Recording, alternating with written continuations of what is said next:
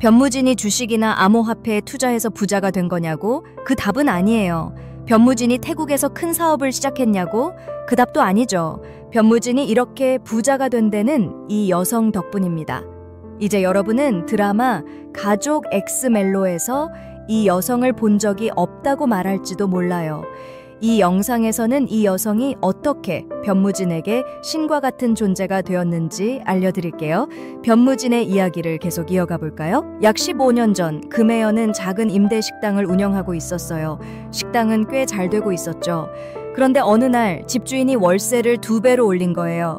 금혜연은 집주인에게 간곡히 부탁했지만 전혀 듣지 않았죠. 이 모습을 보고 변무진은 자주 자책했어요. 하지만 변무진은 이미 가족의 모든 돈을 자기 사업을 시작하겠다고 써버린 상태였죠.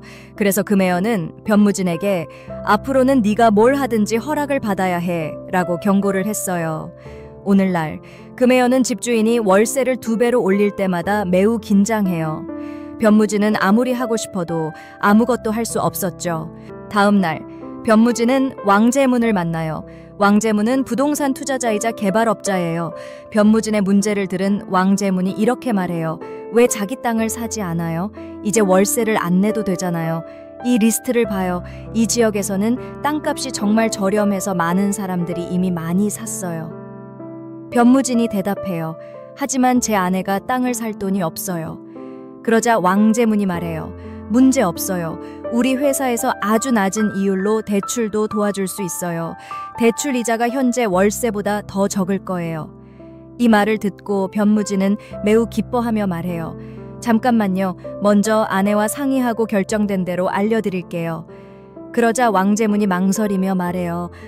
잠깐만요. 이게 마지막 땅이거든요. 판매가 너무 빠르게 진행되고 있어서 결정하기 전에 이 마지막 땅도 팔릴 수도 있어요. 이 말을 듣고 변무진은 아내와 상의도 하지 않고 왕재문이 추천한 대출 회사에서 대출을 받고 왕재문과 땅 거래를 진행해요. 하지만 이 거래는 변무진 인생에서 가장 큰 실수가 될 거예요.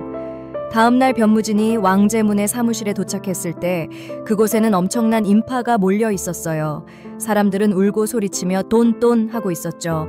사람들과 대화한 후 변무진은 왕재문이라는 사람이 부동산 중개인이 아니라 사기꾼이라는 사실을 알게 돼요. 왕재문은 부동산을 사칭해 모든 사람을 속이고 돈을 챙긴 뒤 한국에서 도망쳤던 거예요. 이 사실을 알고 변무진은 충격에 빠지게 됩니다. 절망한 변무진이 아내의 식당에 도착했을 때 그는 깡패들이 식당의 모든 물건을 밖으로 던지며 변무진을 부르고 있는 모습을 보게 돼요. 그런데 이들은 깡패가 아니라 변무진이 땅을 사기 위해 대출을 받은 회사의 직원들이었어요. 맞아요. 왕재문이 추천한 그 대출 회사예요.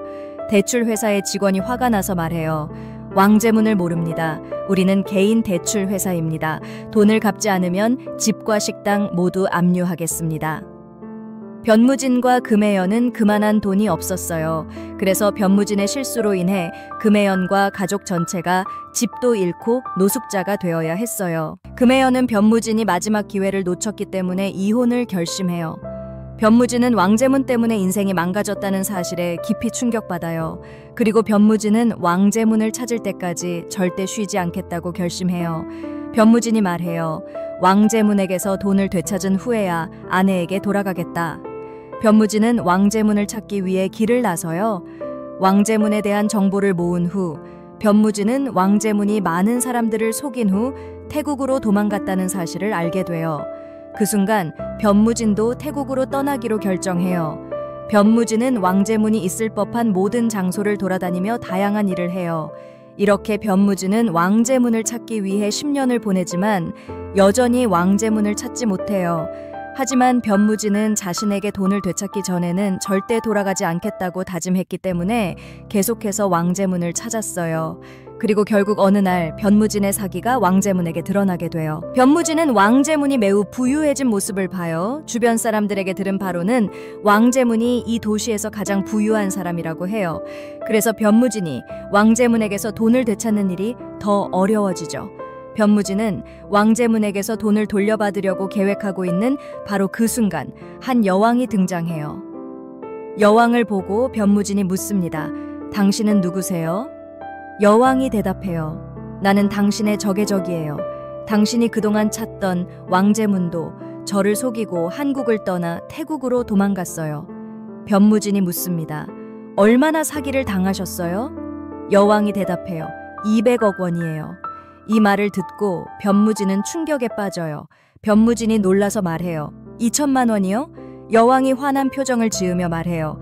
그건 제게 일어난 일이 아니라 제 딸에게 일어난 일이에요. 왕제문이 제 딸을 사랑에 빠지게 하여 결혼 명목으로 200억 원을 착취하고 결혼식 전에 도망갔어요. 변무진이 말해요. 그럼 제가 뭘 해줘야 하나요? 여왕이 대답해요. 이 자식을 잡으면 당신이 원하는 보상은 뭐든지 줄게요. 변무진이 말해요. 저는 보상은 필요 없어요. 그냥 제 돈을 되찾고 싶어요. 그 후 변무진은 왕제문을 잡기 위한 계획을 세우기 시작해요. 그리고 어느 날 기회가 생기자 변무진은 왕제문의 배에 도착해요. 왕제문이 눈앞에서 방탕하게 놀고 있는 모습을 보며 변무진은 그에게 공격하려고 다가가지만 왕제문이 변무진을 발견해요. 왕제문은 변무진을 죽이기 위해 경호원을 보낸다. 하지만 변무진은 그들을 모두 물리친다. 왕제문은 기회를 보고 술집에서 도망치려 한다. 변무진은 멀리 서 있으므로 변무진은 근처에 서 있는 술집 댄서에게 그녀의 샌들을 공중으로 던지라고 한다. 그리고 변무진은 근처에 있는 도로에서 샌들을 큰 힘으로 친다. 샌들은 직선으로 날아가 왕제문의 머리에 강하게 맞아 왕제문은 땅에 쓰러지게 돼요. 이 완벽한 샷은 변무진이 그 시절 최고의 야구 선수였다는 걸 입증해요. 변무진은 왕제문의 목을 비틀며 말해요. 이제 네 게임은 끝났어. 그리고 돈을 돌려달라고 요구해요. 하지만 왕제문은 단호하게 거절해요. 왕제문은 웃으면서 말해요. 이제 나를 체포할 거야. 하지만 나에게 아주 나쁜 소식이 있어. 여기서 체포되더라도 1분 안에 풀려날 거야. 이 말을 듣고 변무진이 말해요. 그걸 알고 있었어. 그래서 내가 네 자리에서 보여줄 여왕을 데려왔지.